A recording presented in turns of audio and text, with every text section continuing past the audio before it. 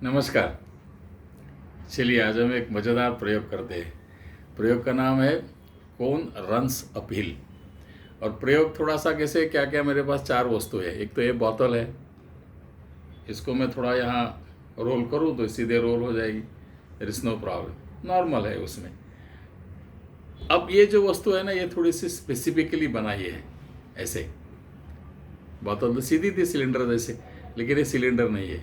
ये क्या है?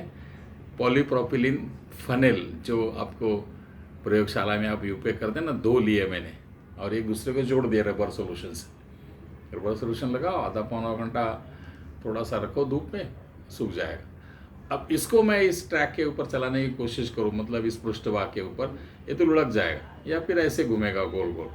थोड़ा सा अगर पैरेलल ये दो सपोर्ट के लिए कुछ हो वस्तु, रेलवे के ट्रैक के जैसा, तो फिर मज़ा आएगा। तो मेरे पास ये ट्रैक है ऐसे, बस, ठीक है नहीं।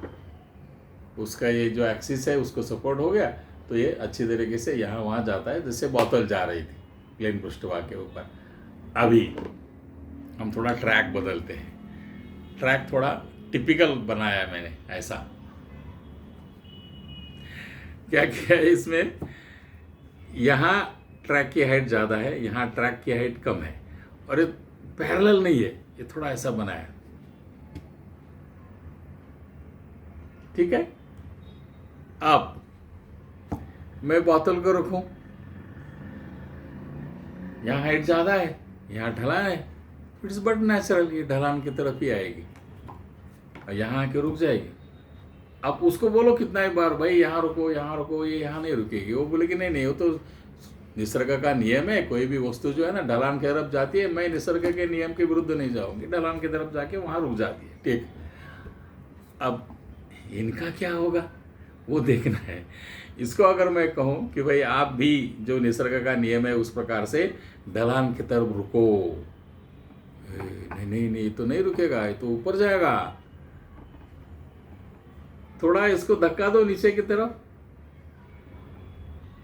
छोड़ो, नहीं, फिर भी ऊपर ही जा रहा है। अब ऐसा क्यों होता है?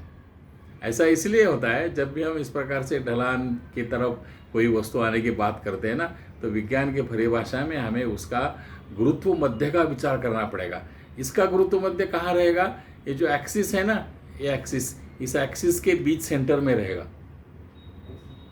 ठीक है। अब वो गुरुत्व मध्य, ये जो पृष्ठभाग है, उस पृष्ठभाग से कितने दूरी पर है, मतलब उस गुरुत्व मध्य से अगर हम लंब डालते हैं, परपेंडिकुलर डालते हैं, तो उस लंब की लंबाई कहाँ ज़्यादा है, कहाँ कम है।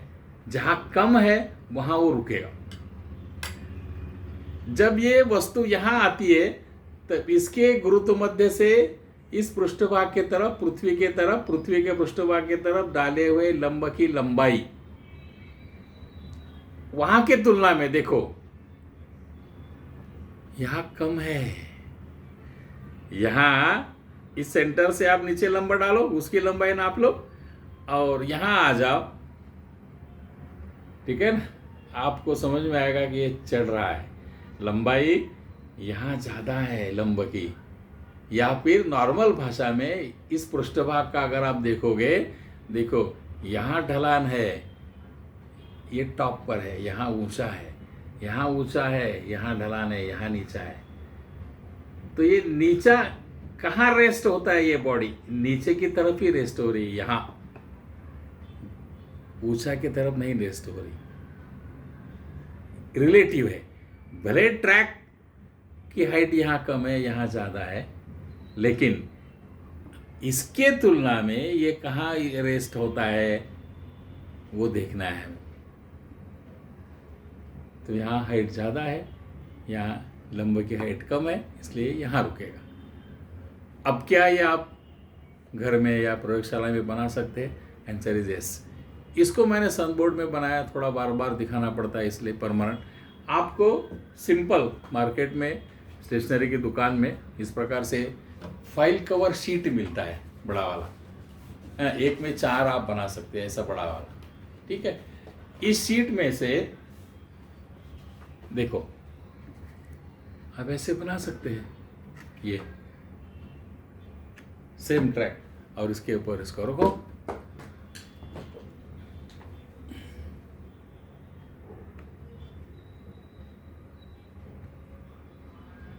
अब इसके थोड़ा डायमेंशंस मेरे पास है, देख लेना आप बराबर। ऐसा बनाना पड़ेगा आपको, है ना, अच्छी तरीके से देख लो। और बीच में ये जो डॉटेड लाइन है ना, यहाँ आपको नाइफ थोड़ा धीरे चलाना है। 1 1 2 3 4, ये 4 लाइन के ऊपर नाइफ धीरे चलाओ और वहीं पर परपेंडिकुलरली फोल्ड करो।